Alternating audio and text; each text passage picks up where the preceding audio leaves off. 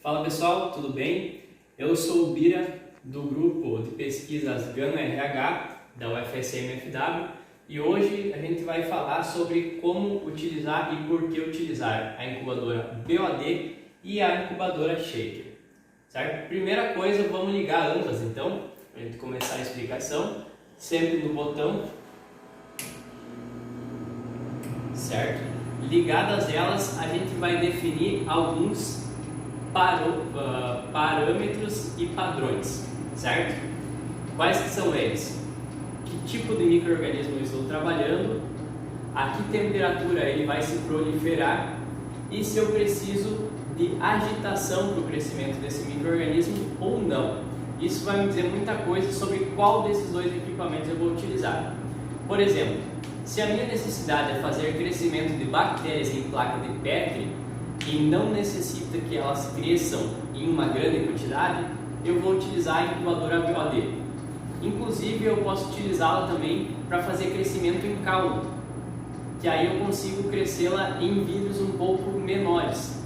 No caso dessa incubadora Shaker, eu vou precisar trabalhar com Erlenmeyers, que são um pouco maiores, automaticamente e consequentemente elas gastam mais meio de crescimento e isso vai gerar um maior custo para o laboratório. Então, se você está precisando proliferar uma grande quantidade de micro-organismos, você vai trabalhar com a incubadora Shaker, dentro de Erlenmeyers e com uma agitação determinada.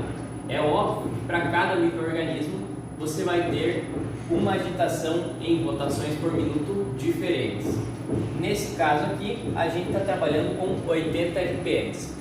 Se você quiser ajustar a agitação, é só você vir aqui nesse comando e aumentar ou diminuir, certo? É bem simples. E aqui você vai controlar a temperatura. Nesse lado também tem um termostato de segurança, onde você vai girar até a temperatura desejada. Nesse meu caso aqui, a temperatura fica entre 35 e 37 graus, que é o crescimento, por exemplo, para Escherichia coli e Salmonella.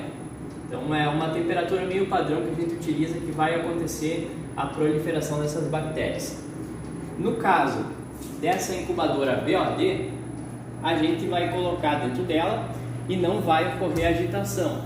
Por exemplo, ela vai ficar a sua placa ou o seu recipiente ali, que pode ser um tubo Falcon, por exemplo, parados, imóveis. Mas ela vai ficar trabalhando e mantendo uma temperatura que você vai determinar. Para determinar a temperatura dessa incubadora aqui, você vai utilizar esses comandos, que seria para você aumentar